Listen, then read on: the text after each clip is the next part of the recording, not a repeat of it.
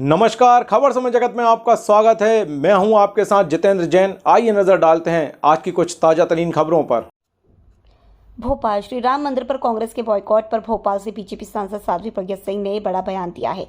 साध्वी प्रज्ञा ने कहा है कि जो प्रत्यक्ष रूप से ऐसे कार्यक्रम में पहुंचते हैं ये सौभाग्य होता है। ये पूरे विश्व के लिए सौभाग्य की बात है। जिनको आमंत्रण मिला है उन्हें तो सशरीर पहुंचना चाहिए, जिन्हें नहीं मिला उन्हें मन से पहुंचना चाहिए। कांग्रेस को आमंत्रण मिला है लेकिन वो नहीं जा रहे हैं। हमेशा से ही वो प्रभु श्री राम का विरोध करते रहे हैं।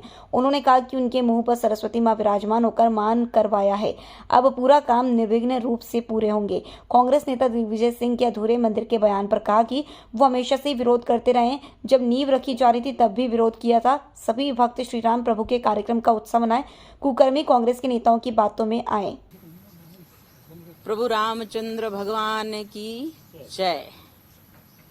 ऐसा है, ये बड़े सुअवसर होते हैं और इन सुअवसर में जो लोग पहुंचते हैं, प्रत्यक्ष सशरीर पहुंचते हैं, उनका तो बड़ा भाग्य होता है। जो भावना से पहुंचते हैं वहां सशरीर किसी कारण नहीं पहुंच पाते हैं, वो भी बड़े भाग्यशाली होते हैं। और हमारे जो अतिथि आ रहे हैं अयोध्या में, उन अतिथियों के कारण, और वो अतिथि अच्छे से आते तो स्वीकार करें, क्योंकि ये सिर्फ भारत का विषय नहीं है, ये पूरे विश्व का विषय है। हमारे प्रभु राम जी राम राष्ट्र हैं, राष्ट्र राम हैं, इसलिए हम तो इसको एक मानते हैं। और प्रभु राम जी का जो अवसर आया है, जो उनके प्राण प्रतिष्ठा का, जो उनके भव्य मंदिर में विराजने का जो अवसर आया है, इसमें सबको पहुंचना चाहिए। जिनको आमंत्रण मिला है वो और जिनको नहीं मिला है वो, लेकिन भाव से सबको पहुंचना चाहिए। परंतु जिनको आमंत्रण मिला है उनको तो सशरीर भी पहुंचना चाहिए।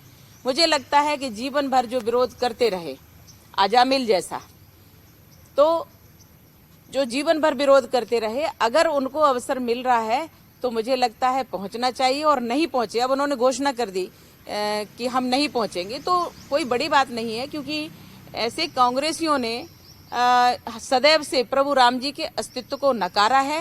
राम जी के जन्मभूमि के विरोध में ये लोग सुप्रीम कोर्ट में खूब बहस किए हैं और कई कई वकील उन्होंने खड़े किए हैं।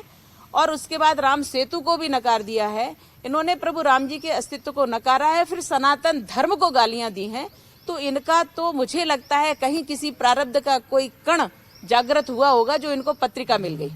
मुझे लगता है कि इनका दुर्भाग्य है जो ये नहीं पहुंच रहे हैं, और इनके मुंह से ऐसा ही प्रभु करवा भी दे। सरस्वती मैया विराजमान होती है कि तुमने इतने भी पुण्य नहीं किए कि तुम पहुंच जाओ। इसलिए बहुत अच्छा है, हमारा ये कार्य निर्विघ्न रूप से सफल होगा। प्रभु राम जी की प्राण प्रतिष्ठा, भव्य मंदिर में विराजमान होना प्रभु का, ये सनातनियों के भाग्य का है, इसलिए सनातनी वहां पहुंचेंगे। दिग्विजय सिंह कह रहे हैं कि अधूरे मंदिर का प्राण प्रतिष्ठा नहीं की जाती। जो इनका तो ये तो सदैव से दिग्भ्रमित रहे हैं, और मुझे लगता है कि ये बहुत बड़े ज्ञाता नहीं, ये दिग्भ्रमित हैं।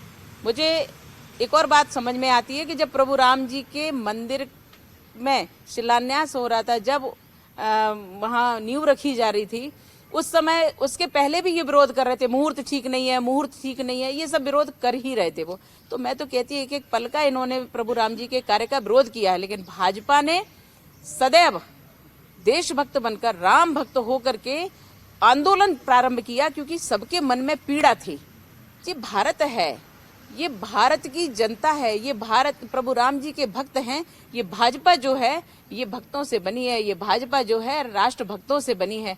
इसलिए राष्ट्र में जो जिस प्रकार के उपद्रवी तत्वों के द्वारा, जिस प्रकार से आतंकियों के द्वारा, जिस प्रकार से विधर्मियों के द्वारा, जिस प्रकार से बाहरी देशों से आकर हमारे देश में हमला करने वाले लोग, जिन्होंने हमारे राम मंदिर पर कुठाराघात करके और ढांचा तैयार किया था, उस ढांचे को तोड़ करके जो राष्ट्र का स्वाभिमान जागृत किया है, उसके बाद अब जो अवसर आया है वो अवसर का सभी लाभ लें, आध्यात्मिक लाभ भी लें, धार्मिक लाभ भी लें, और सब प्रकार से अपने को आनंदित करें। ये जो जितने भी कुकर्मी हैं कांग्रेसी, इनकी बात का किसी भी भक्त पर कोई असर ना पड़े, ऐसा वो प्रयास करें। खूब दीपावली मनाएं, अपने अपने घरों में दीप जलाएं, प्रभु के विराजमान होने का भव्य उत्सव करें। मुझे ऐसा लगता है कि इससे बड़ा अवसर और क्या होगा परमानंद का। लक्ष्मण सिंह उनके भाई हैं, वो ये कह रहे हैं कि का छात्रावास में जर्मनी से फंडिंग हो रही है और धर्मांतरण। हाँ, एक धर्मांतरण का मामला भोपाल में दीदी सामने आया, उसमें पता चला है कि जर्मनी से पैसा आ रहा था उस मिशनरी चला रहे थे, तबके के गरीब बच्चों को, बच्चे थे गरीब, उनको वहाँ पर पढ़ाने के नाम पर लेकर धर्म परिवर्तन। ये जो मतांतरण की प्रक्रिया जो चलती है, ये भोपाल में पहली घटना नहीं है, ये निरंतर भोपाल में चलता है।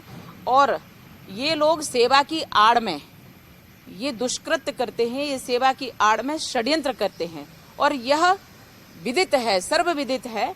अब ये उजागर होते चले जा रहे हैं और इनको कठोर दंड मिलना चाहिए, क्योंकि छोटी छोटी बालिकाओं के दिमाग में जिस प्रकार से ये फितूर पैदा करते हैं, जिस प्रकार से उनका शोषण करते हैं, और ये विदेशी जो फंडिंग होती है, ये भारत में इस प्रकार के षड्यंत्र कुचक्र बहुत चल रहे हैं। इसलिए ये विधर्मियों को इस प्रकार से दंड मिलना ही चाहिए और बालिकाओं के साथ इन्होंने जो किया है उसमें तो कठोरतम दंड मिलना चाहिए और आगे से ये कुछ ऐसा नहीं कर पाए, ऐसा ही इनको दंड हो, ऐसी हम सब मांग करते हैं। कुकर्मी कांग्रेस के नेताओं की बातों में न आए। खबर समय जगत के लिए संवाददाता आदित्य सराठे की report. For latest news, subscribe to our channel and press the bell icon.